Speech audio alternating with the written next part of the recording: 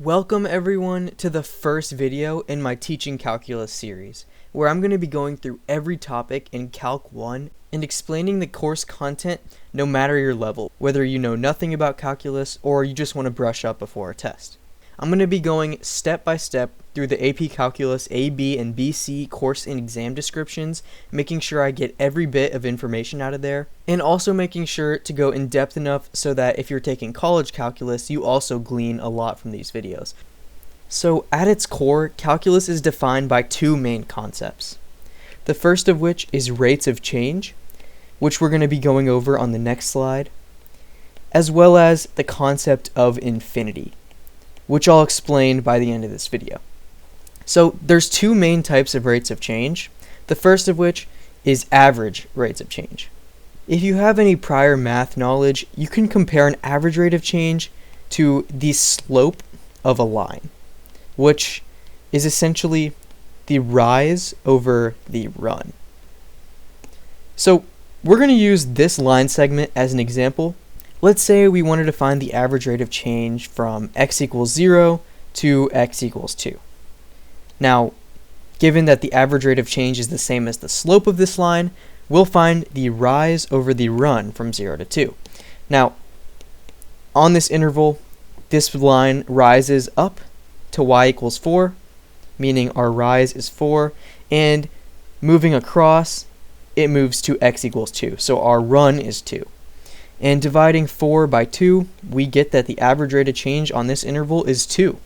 But what does this really mean? Well, you can compare this to the real-world example of miles per hour.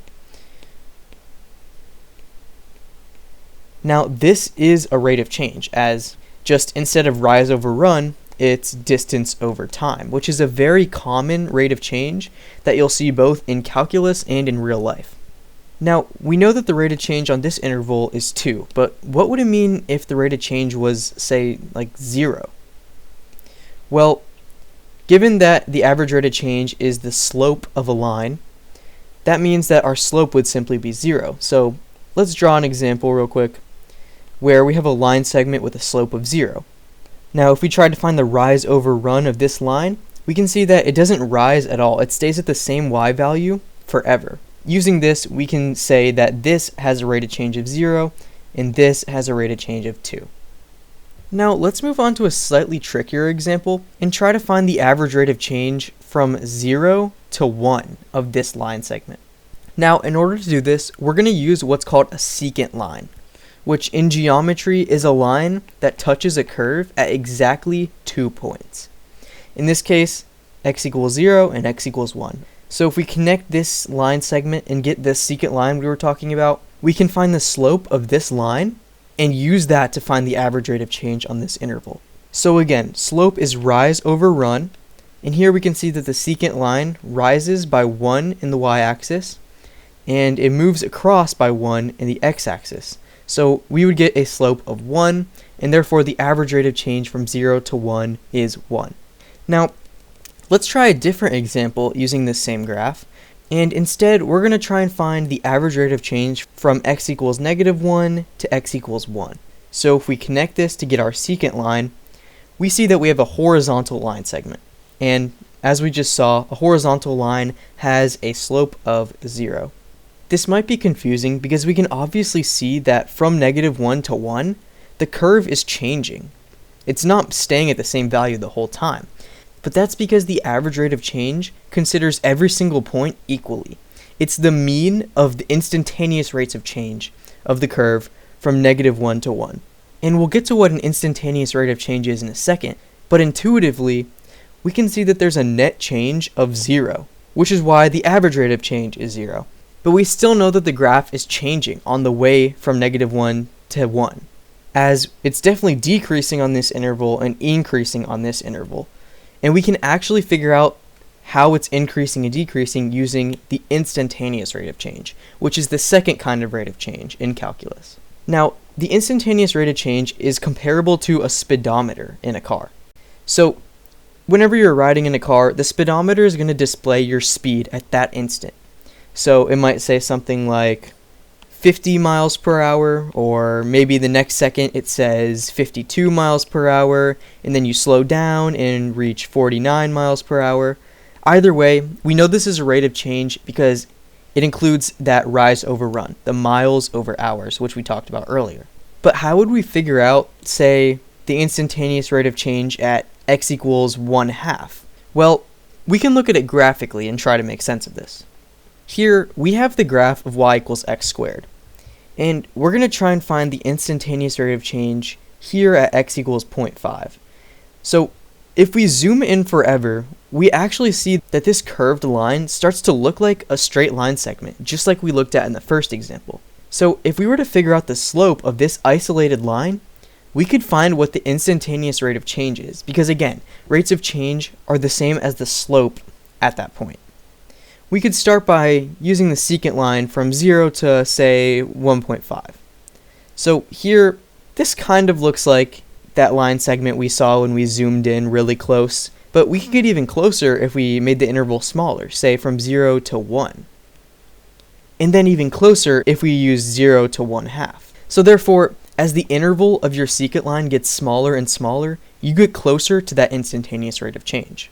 So if we were to keep shrinking this interval forever until it had a size of 0, then we could figure out what the instantaneous rate of change is. Essentially, we need an infinitely small interval. But how do we even do that? What even is infinity? Well, you've probably seen infinity represented by this symbol. And at its core, infinity is a concept that means something that goes on forever and can't have a number assigned to its value. So, for example, some scientists speculate that the universe is infinite. It's always expanding and getting bigger. As we speak, the universe is growing all around us. You can't say how big it is in, say, cubic meters, because it's always growing. Using this idea of volumetric space that's always growing, we can try to understand this concept. And it's also important to know that infinity is a concept, not a number.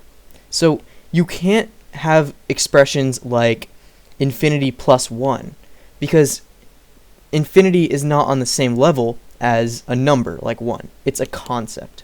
So this idea actually raises what's called indeterminate forms, or expressions that can't be computed and simply don't exist. So common indeterminate forms are things like infinity minus infinity.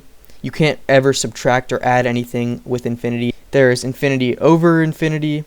Although this may seem like it equals 1 because a number divided by itself equals 1, again, infinity is not a number, it's a concept.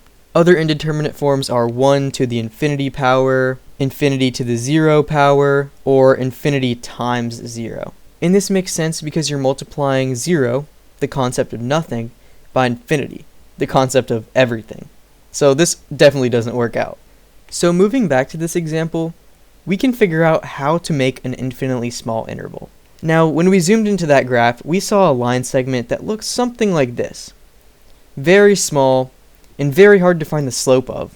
But if we were to extend this line segment, like this is a little easier to find the slope of. Now, this is actually what's called a tangent line, which in geometry is a line that touches a curve at exactly 1 point. So this line only touches the curve at x equals 1/2 and never again. Now, if we were to find the slope of this line, we would be able to find the instantaneous rate of change at x equals 1/2. So, let's say you were tasked with finding the instantaneous rate of change at x equals -1. Well, you just find the tangent line at that point, and then find the slope of that line.